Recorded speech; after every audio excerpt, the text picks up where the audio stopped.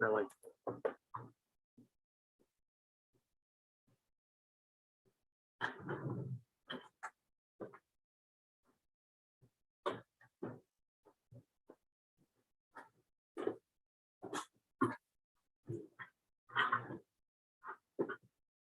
Really.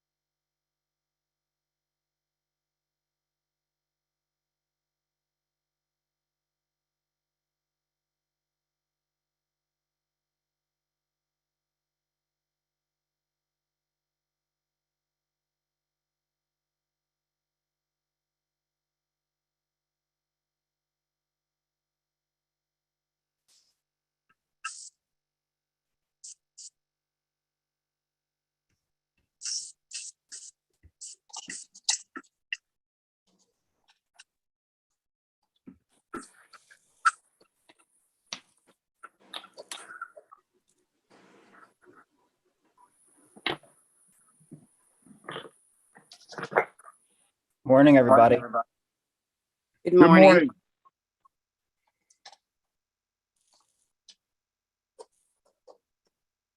Good morning.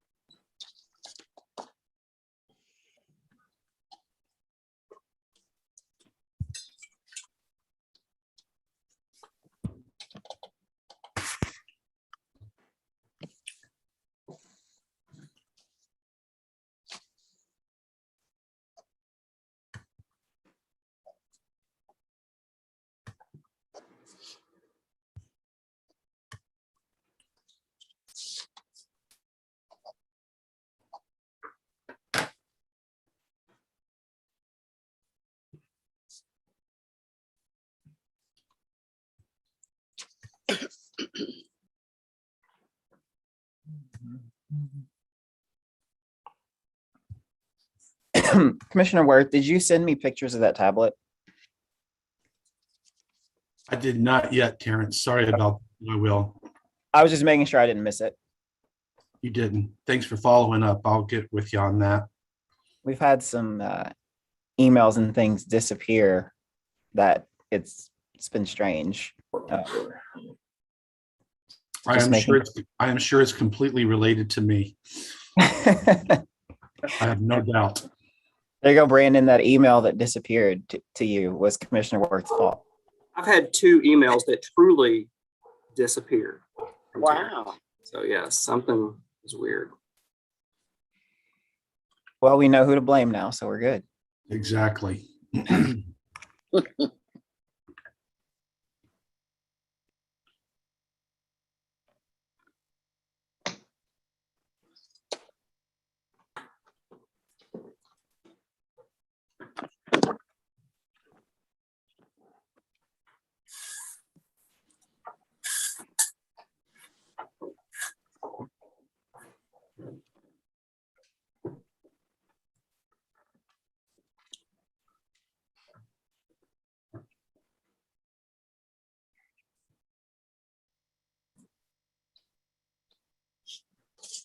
Commissioner Fuentes, it's my understanding that I'd worked with the health department on those test kits, and it was relayed to me that you were sharing those locations. Yes, sir. Good morning. Good morning. Thank you for that. And I'll update everyone else on that when we start, but thank you for helping with that. Well, welcome.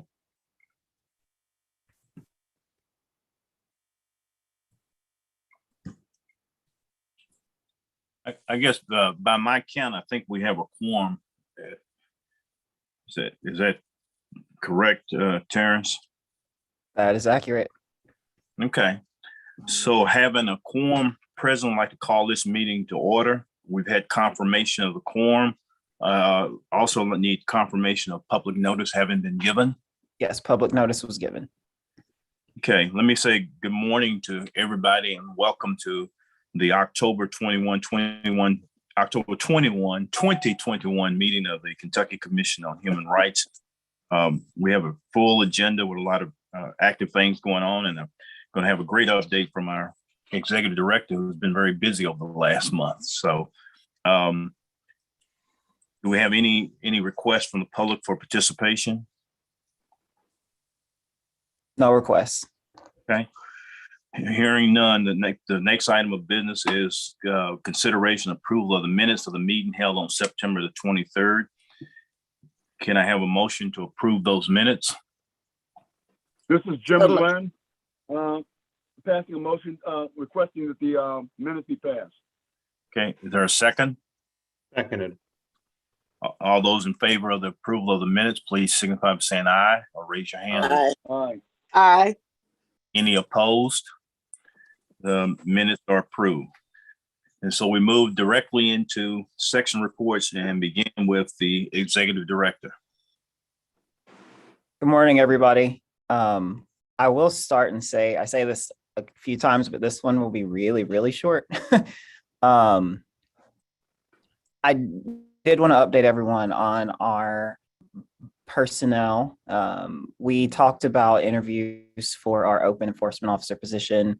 At the time of submitting this, we had an offer that was not accepted, but we did make another offer yesterday, I believe.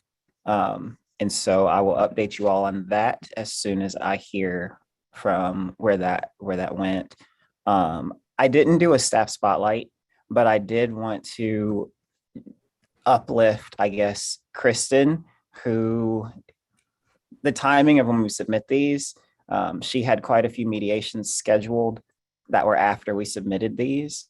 And she's had quite a few mediations, with her first successful one yesterday, which was a really good outcome for all parties involved. So congratulations to Kristen on knocking that first one out, and that she has 1 million scheduled in the next month.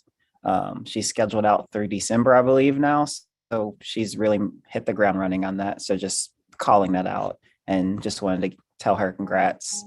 As far as professional development, I haven't had that many come up since we last spoke, but there is a mediation training that we will be doing with Indiana, and just sharpening those skills even more for some future actions, especially those that are coming up later in the month and next month. I'm still working on getting those meetings with Georgetown and Madisonville. I haven't heard back from them that successfully. We finally did get something on the books, but that was a big thanks to Mary Ann for using her personal connection to reach back out and get that set up. So we will be having that conversation. And just as a reminder, since it's been ongoing and getting rescheduled, it's about finally getting their local commission appointed. They have it already established that they can have one. They just haven't known how they were going to do it. And so we're having a conversation around how they can make those appointments and get the work started. We had a very, very small technology change, but it was spurred by our conversation about possible meetings in person or doing one, a hybrid option. Our TV that was in the training room that we used was very old and hard to adjust to new models, especially if we did a hybrid meeting. We'd have to bring a computer in there to connect to it. Those of you who did come to our last in-person might remember the big bulky TV that we had on a roller that we had to then connect all those wires up to. So we hopefully, or we won't have to do that with the new one. It's newer, smaller, larger screen, but smaller TV.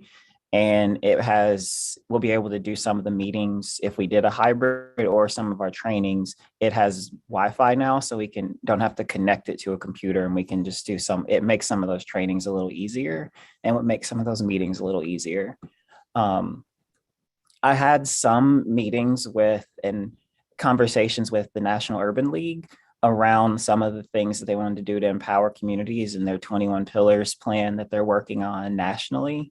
But I met with the national and local Urban League policy teams and talked about some of the initiatives that are going on around throughout the community. And so that was an interesting conversation and something that I think will cross over with some of our work in the future. On a more fun note, a few months ago, we voted on those logo changes for some of our internal things. And just as an update and letting you all know, just as a thank you to everyone here, I ordered these tumblers that had the logo that we put together on them. I know we have a few things that we can do to thank people, but I wanted to at least do that. And people have liked them, I think. They're hot and cold, so they're really helpful, especially this time of year when you don't know if it will be hot or cold outside. So it's really just a small thing, but it's one of those things that I like to do. I want people to know that, especially from my perspective, how much I appreciate and value everyone here, and any small thing I can do, I want to do. I things that are less fun. I do not have, we had the building options come back in. I spoke with you all last time about anticipating them coming that next week, and they did. They were not what we would have hoped for. Of the ones that came in, none of them would have been a cheaper option. And a few of them had some of the things that were discussed in the visits that were modified. And so none of them really fit what we were looking for. And so I'm having conversations, or I actually talked to everyone at our all staff meeting about our next options and what we're doing moving forward. And so the director from Real Properties, he's been out, but we are having a conversation whenever he gets back from his leave. And the concept is most likely reopening to take more submissions, with the change in some of the downtown return to work. I suspect that we will have more options as fewer people have returned to downtown, and there are even more vacancies. And so there might be some people who really want a tenant. And so hoping that those would submit. But in the meantime, we're also looking at other options that would save us money and improve our facility, like relocating, finally getting everyone on the same floor in this building, if that were the choice made. So those are still moving forward. It's just not going in the speed that I would have wanted. I did not get to meet with both subcommittees completely for us to be able to have those conversations today in the committee report section. We did have some bylaws meetings and had some substantive review and modifications to propose and go through. We do need to circle back. And so we'll be doing that hopefully next time instead of this one. And then still working on getting everyone calendared for the foundation conversation. And speaking of foundations and funding, 2 weeks ago, I was invited to speak with the legislature on our budget. And it was a really good conversation. If anyone wants to watch, I can send the link. They really showed some general engagement and asked questions, and some made some assumptions about where we were that then once we had the conversation, they all seemed to understand the necessity for more funding. And on to that end, I met with Brandon earlier this week to go over our full budget proposal, and we have to finalize those very soon. We will be obviously requesting more and looking at, we have to put in some of the different pieces that we want to ask for, such different positions or whatever. We went through all the historical numbers and historical asks, and we're finalizing that ask for the next budget cycle. I still have to prioritize and send to Brandon what our, in terms of the positions, what order of priority that we want, and working on a justification for those positions. So that will be done by the end of the week and then submitted. But to follow up with that discussion with the legislature, some of the things that they were asking about were different protected classes and the amount of funding that we got in relation to other similar agencies.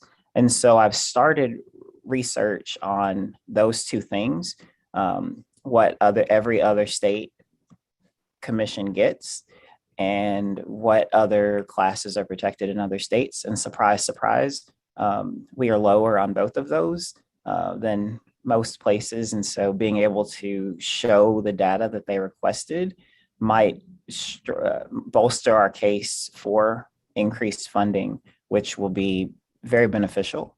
And I'm thankful that we're able to get that research done and share it with them. I also followed up with every legislator who asked a question in that meeting, just for any further clarification that they might need, because again, they did seem very engaging in what we do and kind of some of our challenges that we face, and wanted to, even if it wasn't direct funding, find ways to help us in navigating the future. And so I was very appreciative to be invited and to have that opportunity to speak with them. And from the sounds of it, I will get to go back and have further conversations around that. Then the last thing I wanted to just share, I added it in the book just because I thought it was fun. Summer was going through there.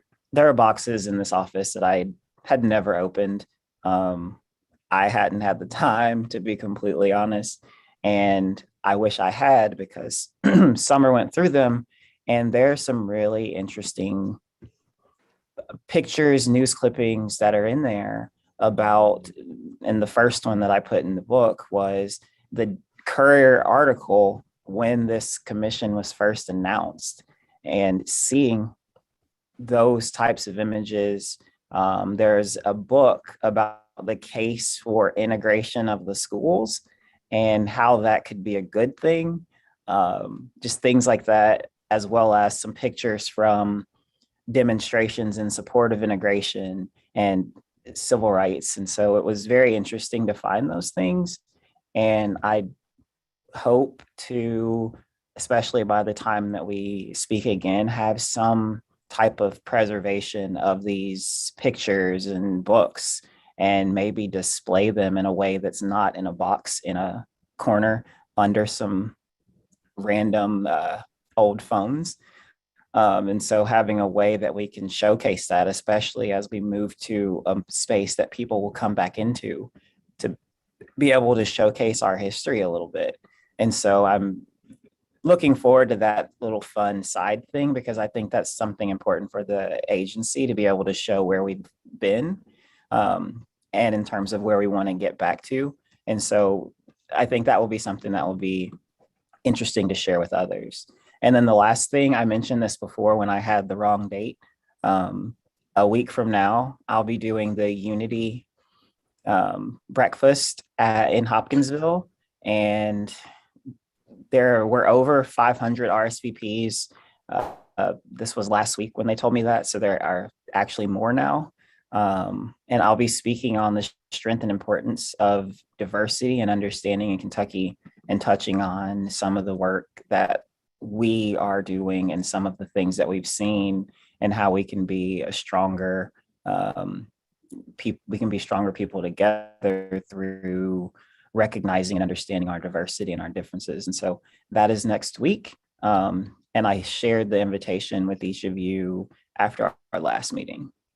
But that's all, if anyone has any questions. Oh, one more thing. Sorry, I just saw Commissioner Fuentes and it reminded me. I met with Louisville Metro Public Health about, we talked about the disparities in not just COVID vaccinations, but in consistent testing. And Louisville is one of the cities that has a grant to do at-home testing, where each family can, in certain zip codes, especially zip codes that are poorer, more diverse, can get for each family member a set of weekly tests that you can do at home that look like a pregnancy test. And you can do a quick swab and then know within 15 minutes if you have COVID or not, which is helpful in stopping spreads in communities, because then you can know to stay home or whatever. And it's completely free. You can pick them up at certain centers in those zip codes, or you can have them sent straight to your house for free. That's through a grant program that Louisville has. And I talked to Metro Public Health about ways that we can get them into communities that really need it and need it to have some of that information shared. And I reached out to Juan about helping in the community and getting that information out there. And it was then relayed to me that Commissioner Fuentes upped that a little bit and took it upon himself to help share that message and to get that information out there. And I'm very appreciative to you, Commissioner Fuentes, for helping with that, because as we know, we really need to make sure that we reach all communities, and just having your assistance in that was really helpful. And so thank you. Oh, thank you, Terrence. By the way, thank you for all the meetings and conversations that you have been having in the last few weeks. A quick comment is related with the communities. I'm reading here that you had a conversation with a national organization talking about discuss the public safety and empowering communities. And I know that you are doing, but I would appreciate you please to take into account our Hispanic community. You know, when you mentioned, empowering communities, I really would like you to think also in our Hispanic community. It's a large population here. Next, I will say in 2-3 months, the census 2020 numbers will show up how many Hispanic and Latino are here in Louisville, Kentucky. More than one people will be surprised to see this number. A couple of months ago, I did a study, it's an independent study, and I found, sadly, that around more than 40% of the people, our people, they didn't complete it, the census 2020.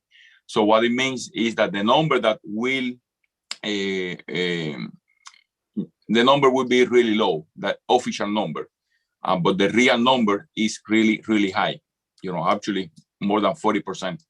What I mean is that, it's a large, the number of people here is very important. And I really would appreciate you please to think about our community also, because we still are a minority. So, but again, thank you for what you are doing, and thank you for representing in the way that you are. Thank you. Thank you so much. And that, to your point, that is one thing that I'm very, I try to be very cognizant of. And I'm very thankful to Juan in that regard for helping with outreach to make sure that we can include that community. And as always, thankful to you as well. You always are helpful when we need to have get our hands in there. So anything that we do, I want to make sure that we're covering all of the groups. And so thank you. And I will always, I will try to make sure that we do keep that in mind in anything that we do. I appreciate. Are there any other questions from any other commissioners? No, I thank you for your report, Terrence. A couple of things that I guess really some follow-up is one, the final pitch that you used with the presentation to the interim committee. We'll ask that you share that with all of the commissioners so they can see what you did present. And then the results of your research, looking at what other states are doing and how they fund their commission and what they cover. Whatever your research ends up being, share that with the commissioners as well, so we get a feel and a better understanding. It also puts us in a position to be better advocates when we meet with legislators or see them around the state.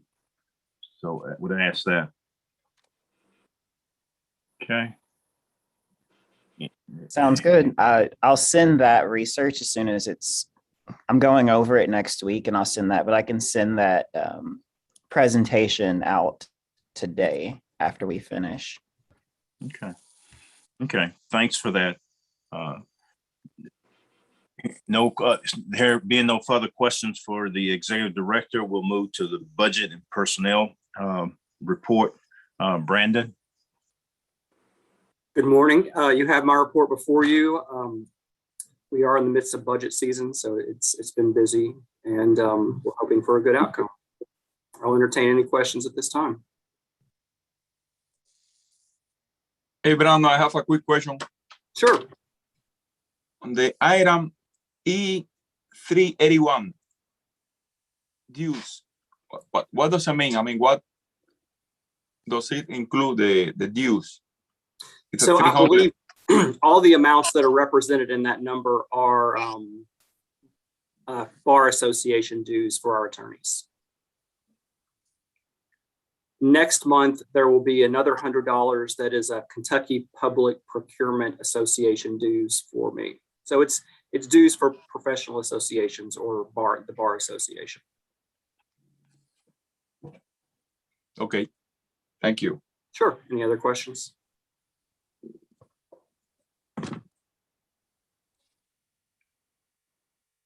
Okay, any questions, any additional questions for Brandon?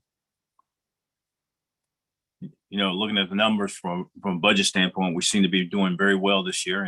And Brandon, thanks for putting it back in the format that gives at least us a better view of what's going on and where we are. So we appreciate that. Sure. Okay, if there are no questions for Brandon, we'll then move to the enforcement unit report. Aaron? Hello, everyone. Of the cases, today we have 16 cases for your review. We have 2 conciliations, 12 MPC cases, and 2 withdrawal without settlements. If you have any questions, I'd be happy to answer them. Does anyone have any questions for Aaron before I go through my litany? Commissioner Cheney? You're muted. I said, you go first. I bet we have some overlap in our questions. I guess, Aaron, I start with the, it's 2128 1H. I guess my question is, in the second paragraph, we talk about witnesses referencing the property manager in terms of attitude, not nice, rude, and any of those things. Did we not get sufficient information from those individuals to be able to conclude anything from those statements in terms of what the complaint was in fact complaining about? No, this is actually a case I investigated. The complainant provided witnesses, and I interviewed all of her witnesses, and all of the witnesses confirmed that the property manager was rude and she was not nice, but she was rude and not nice to everybody. And the complainant's allegations were that she was actually denied a reasonable accommodation in having an ESA. Well, one of the witnesses she provided actually was allowed to, is currently living in the respondents complex and has an ESA and had no problems getting an ESA. So there was no correlation between how the property manager treated people to the disability or the complainant's allegations that she was denied a reasonable accommodation. Okay, thanks on that. Next. Go ahead. Chair. Cheney. It seemed that part of the issue was that the property manager allegedly would not accept her documentation. Can you speak to that issue? Yes, that was kind of a he say, she say thing. The property manager said that the complainant never attempted to give her any documentation, and the complainant could not provide any witnesses that were there, any kind of evidence to support that she did try to submit the documentation. And then with the other people that had requested and received an accommodation, they did not face any of the same issues in submitting their accommodation requests and getting their ESA. So there were other people on the property that had an ESA. Okay. I think part of the challenge here, obviously, we're impartial, but was there some reason she could not attempt to resubmit her paperwork? She had already abandoned the unit at that point. Okay, that's not, abandoned the unit. Okay, it might be helpful to just, if you can, just add just a touch to that summary to make it a little bit more clear. Okay. Okay. Anything else, Commissioner Cheney, on that one? No, sir. Okay. My next one is 2132H on page 140, but this is really a procedural question more than anything else, is where you have a complainant who makes an initial complaint and then you're not able to contact any follow-up or anything in regards to that. It seems that what we do, we come to the conclusion of we make a no probable cause finding as opposed to just a outright dismissal. Explain to me the at least the thinking, the procedural thinking on that. Well, this case is a little bit different. This case, we were able to contact the complainant. I contacted the complainant because I investigated this case as well. Did the initial interview. A couple days after I did the interview, she sent me an email and said that she no longer wanted to pursue her case because the respondent was working with her and settling her issues. Her issue is that she believed that the respondent broke into her house and killed her goldfish. That was actually her allegation.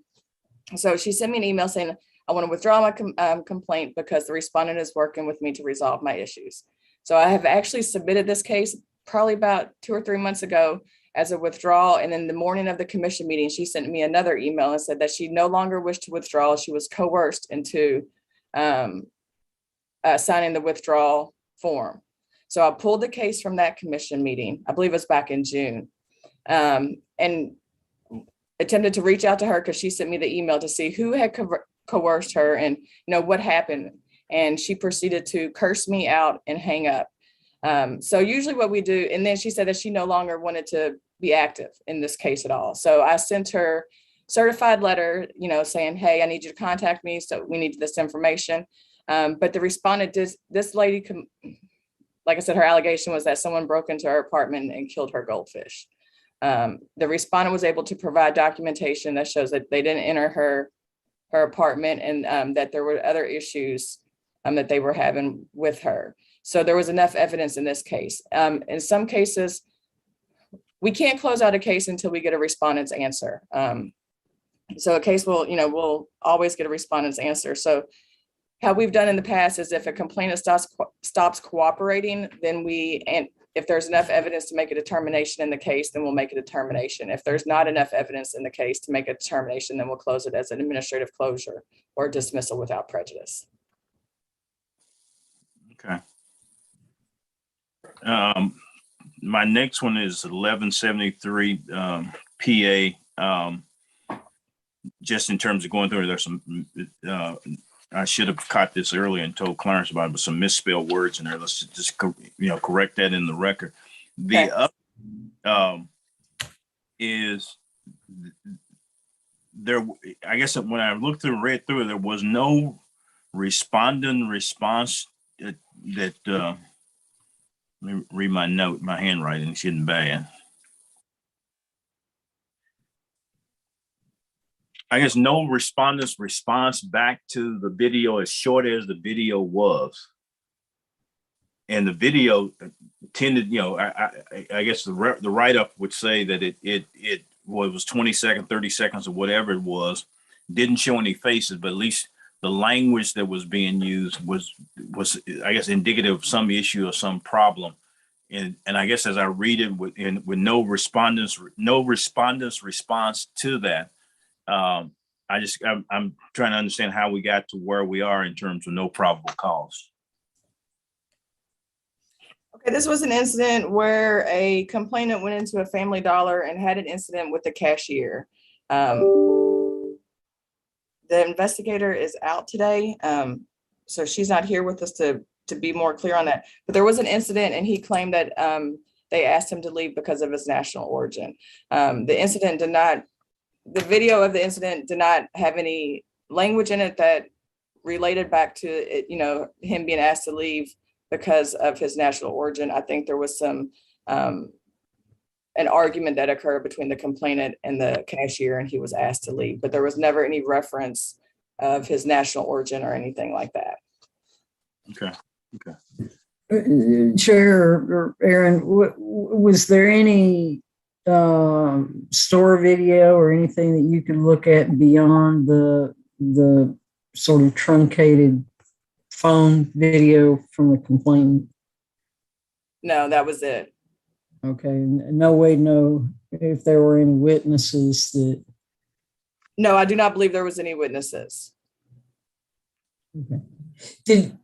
Okay, all right, thank you.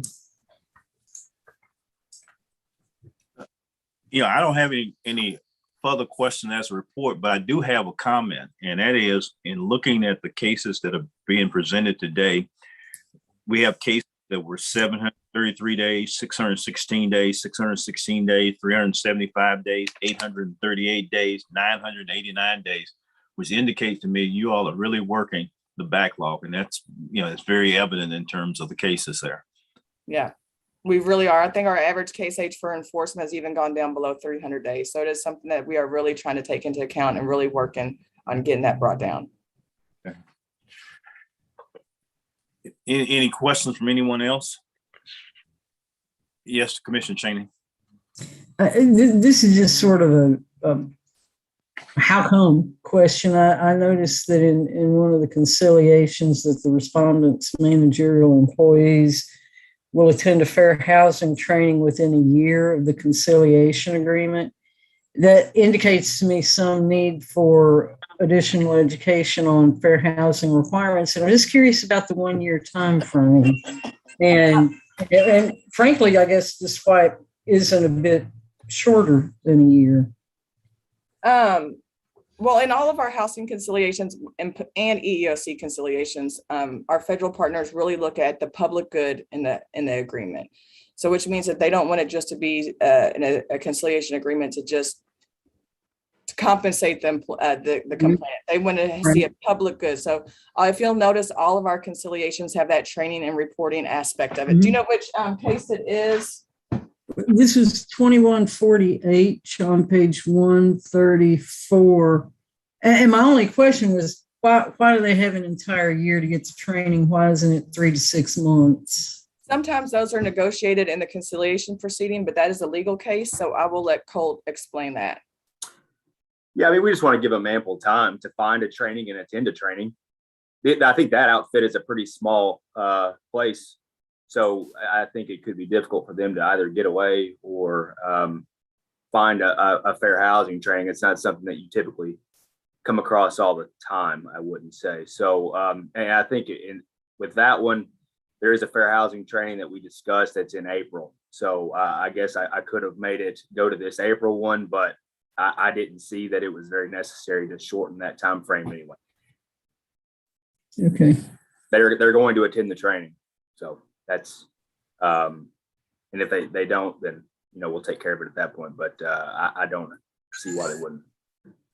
All right. Thank you. Okay, I got one other question on page 40,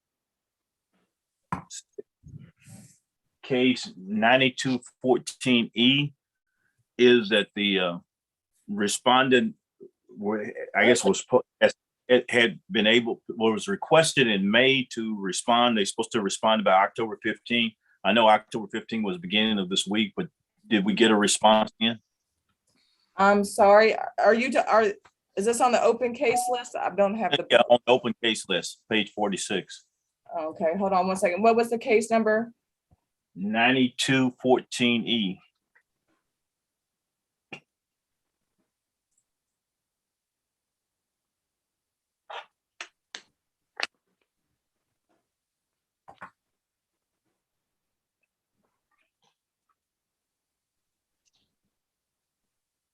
Okay, it looks like that is a case where a respondent switched attorneys, and the new attorney has requested, I'm sure. Wanda is on here. This is her case. Wanda Melvin. Let me see if she'll be able to tell us if she received that information on that case. Hold on one second. Let me call into her office. Well, that's all right. You don't have to do that. Don't have to do that. I'm just, as I say, as I thumb through and read through those, and I see things like that when there were some due dates, immediate question is, did they respond within a timely basis? But anyway, yes, this is Wanda Melvin. In the Becca Sullivan case? Yes. Yes, they did switch attorneys and they sent me a letter and they're supposed to give me the answer October the 22nd. Okay. So they moved the line again. Okay. Yeah. Well, it's a new attorney, so I had to give him that extension. The third attorney didn't want it. Excuse me? This will be their third attorney. No, actually, it'd be the second attorney. They had a representative, and then for about 2 months, the representative wouldn't respond to any of my contact I tried to make with the representative. And I had to go to legal, and legal finally got in contact with them. And so then the representative called me and said that she didn't know whether she was still representing the respondent. I couldn't even get a hold of the respondent. So I guess about 3 weeks passed, and then the former representative for the respondent contacted me and said that they would get a new attorney. A new attorney contacted me and said that they got the request for information from the former representative and asked could they have an extension October the 22nd. And I said yes. Okay.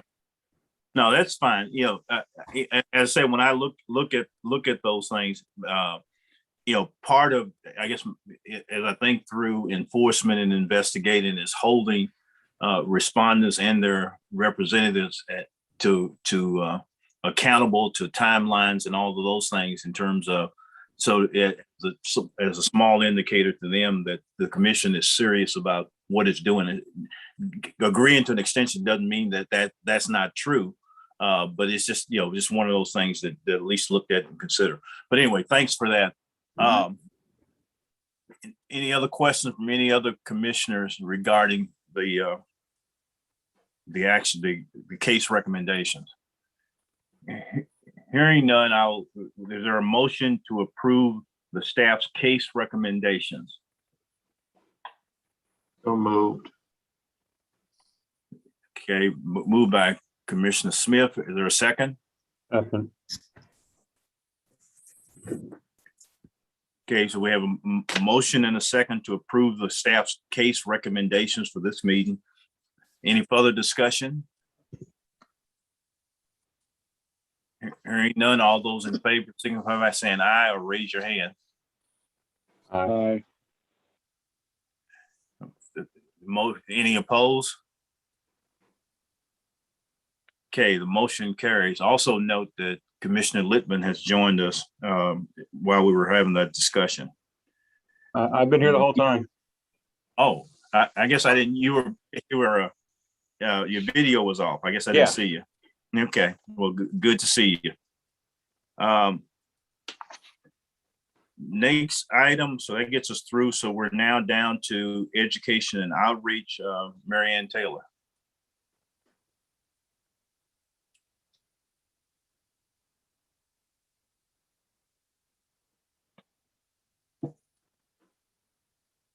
Thought I saw her earlier. Yeah. Yeah. You guys have any questions about the report? That's awesome. Thank you. And no questions from any commission on education and outreach. A lot of substantive material in the report, so staff staying very busy. Okay, thank you for that. Next, we'll move to the legal unit report with Colt. 1 second, if I could jump in on education and outreach. I'm not sure what this falls under, but as we are working to boost our image, it occurred to me that in late November will be the Jewish Festival of Hanukkah, which is a major religious and cultural event. And there are public menorah lightings by about a dozen public figures, governors, mayors across Kentucky, as well as, I mean, all across the world, but that's outside my purview. And I thought it would be great to have our executive director do a lighting and post about it and be one more public statement from us, community facing and engaging with the community. That's works for me. We just have to get it scheduled. Summer is on. If she can schedule him, I'm sure it can happen. But that's a Terrence call. That's not a Mary Ann call.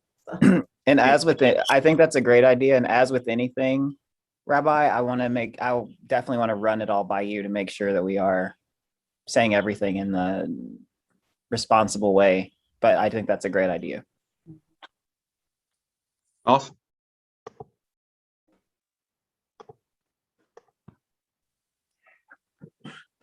Okay. sounds like a great idea to follow through and follow up on. So Terrence has it on his to-do list. Anything else on education and outreach? Okay, let's move to legal unit. Hey, good morning. You guys have my report, and I'll happily answer any questions you may have.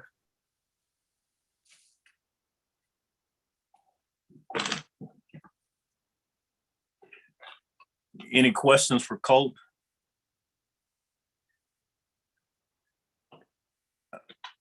Colt, on page 85 is the KCHR versus Fincastle, Yes, sir.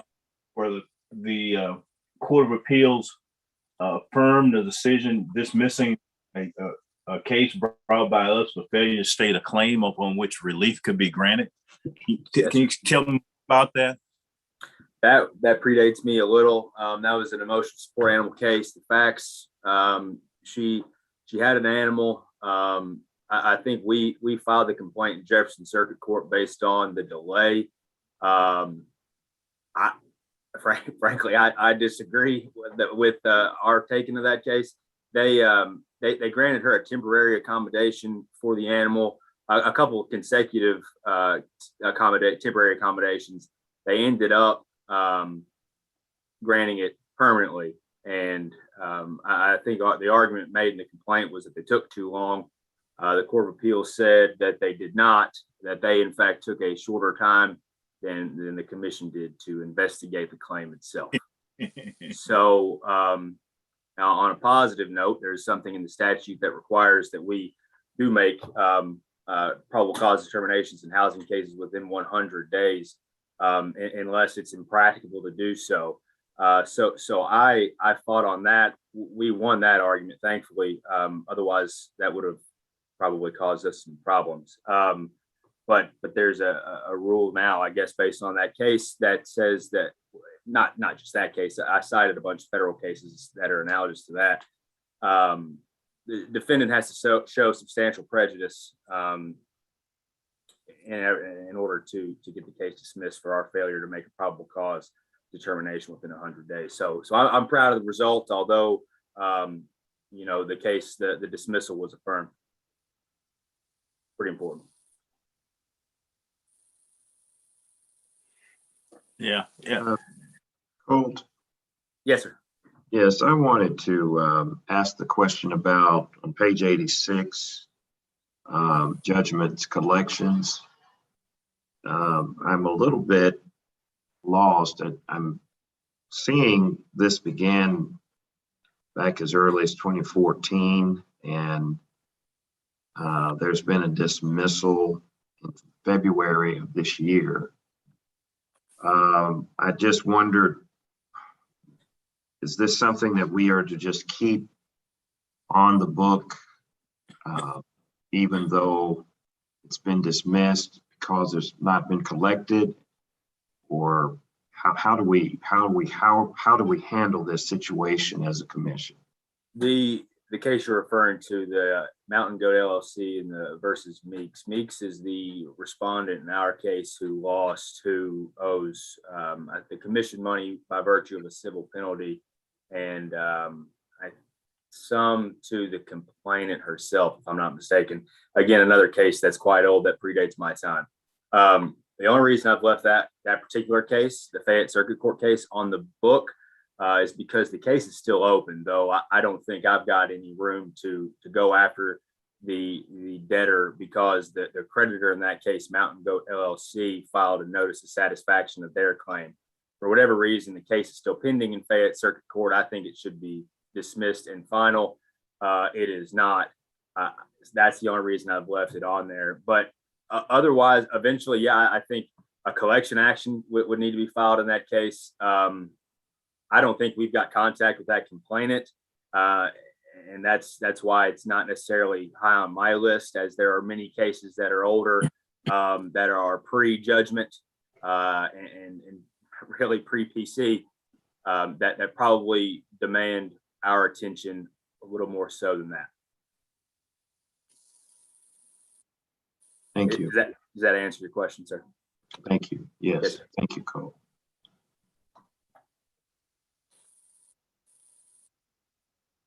Any other questions for legal? Okay, thank you. Hearing none, move to committee reports. I think the executive director said we're won't have any up. I think you said no update for this committee, this meeting, but we will probably for our next meeting, right, Taryn? Correct. Okay. So then let's move to new business. Any new business anyone like to bring up?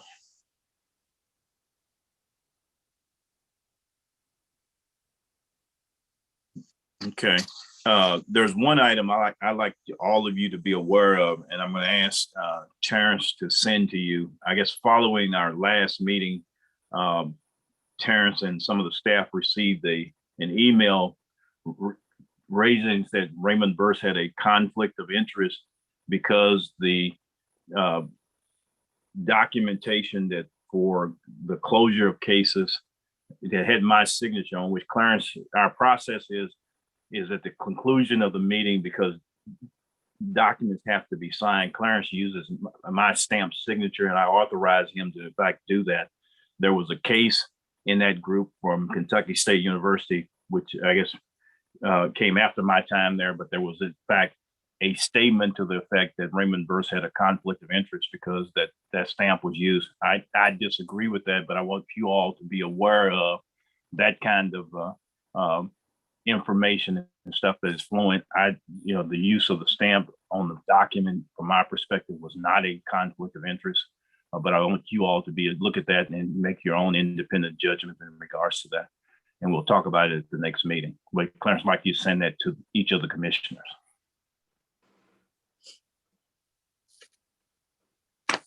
Okay.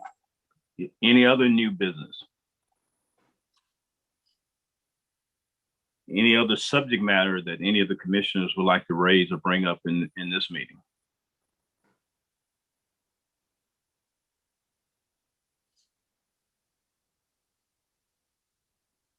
Okay, hearing none, again, our next meeting will be scheduled for November the 18th.